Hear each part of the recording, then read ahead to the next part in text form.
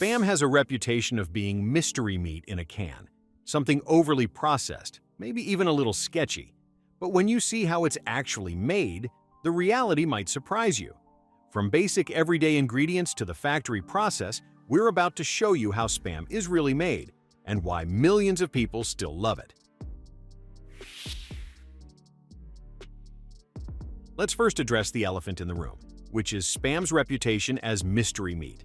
Overly processed, questionable ingredients, the kind of thing people joke about but won't actually eat. The symbol of cheap, low-quality food.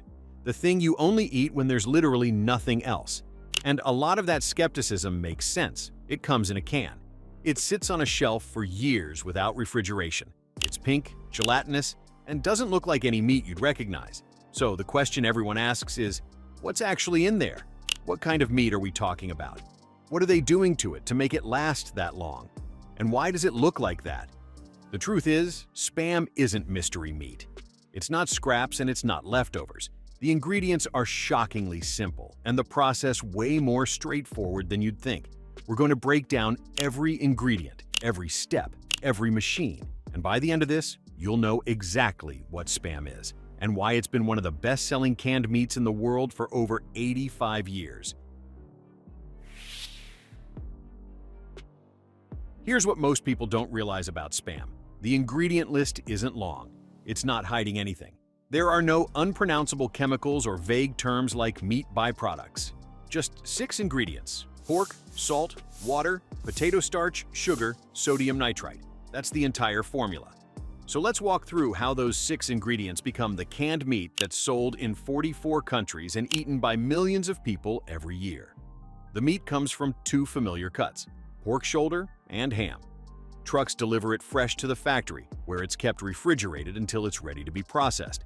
Every single batch undergoes strict inspection, USDA standards, rigorous quality checks. If it doesn't meet the grade, it never makes it into production. This is real, recognizable meat. The same quality you'd find at a trusted butcher, just processed on an industrial scale. The pork gets fed into massive industrial grinders.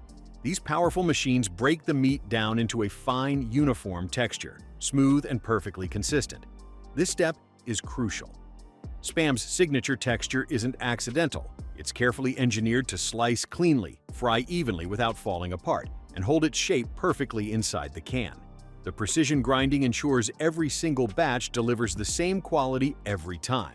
The ground pork moves into industrial mixers, huge rotating drums that blend the meat with the other 5 ingredients. Salt for flavor and preservation, water to keep it moist, sugar for a slight sweetness that balances the salt, potato starch to bind everything together, and sodium nitrite to preserve color and prevent bacterial growth.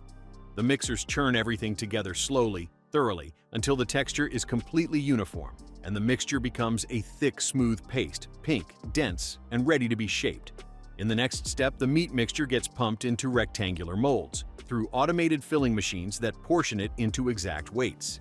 The mixture gets pressed, compacted, and any air pockets get removed. And this is where things get interesting.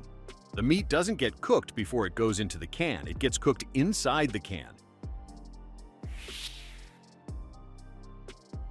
Most people assume Spam is cooked first, then canned. But in reality, the cans get filled with the raw meat mixture, after which they get vacuum sealed to remove any oxygen inside. Next, the sealed cans are placed into massive pressure cookers. These are industrial retorts, giant steam chambers that cook hundreds of cans at once. The temperature inside reaches over 240 degrees Fahrenheit. The pressure builds, the heat penetrates every part of the can. Cooking the meat inside the sealed can does 2 things. First, it sterilizes everything. The high heat kills bacteria, pathogens, anything that could cause spoilage. Second, it locks in moisture and flavor. This is why Spam has that gelatinous layer on top when you open the can. That's not added gelatin. It's natural fat and moisture from the pork that solidified as it cooled.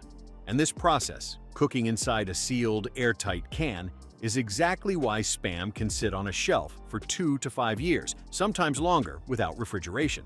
No preservatives are keeping it fresh in the traditional sense.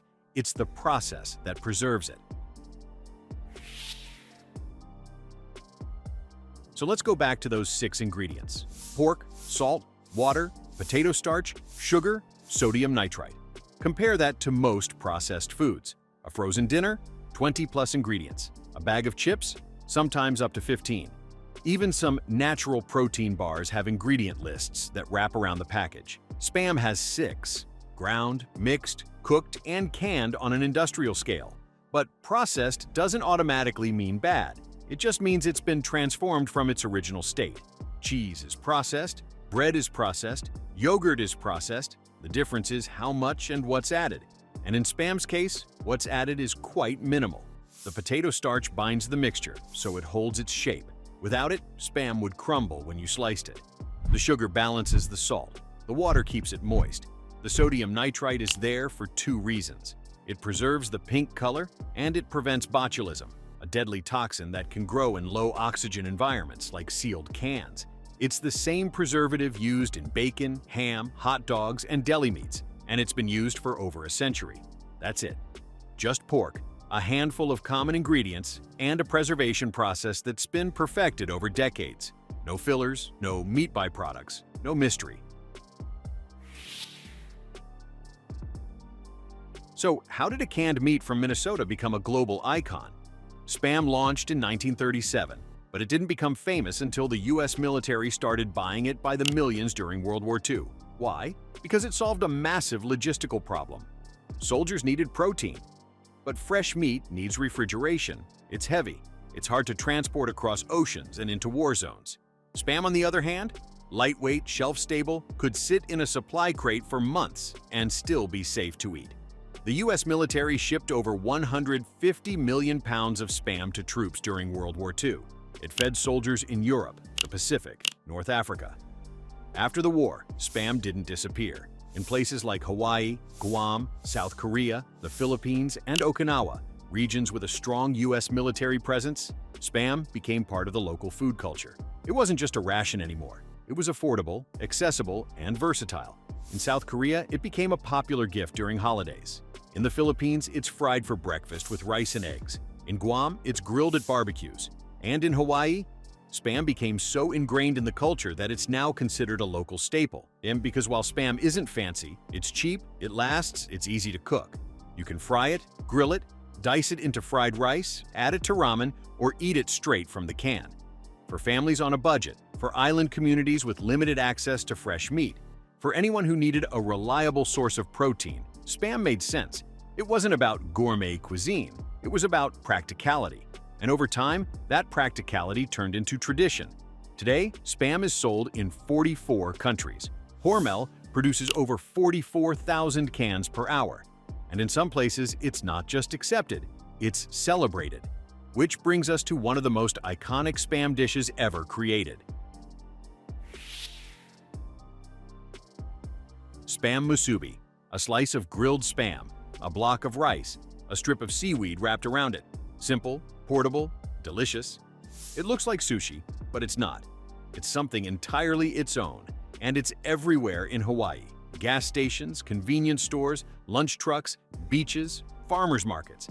So how did this become a thing? Spam Musubi likely originated in the 1980s, inspired by Japanese onigiri, rice balls wrapped in seaweed.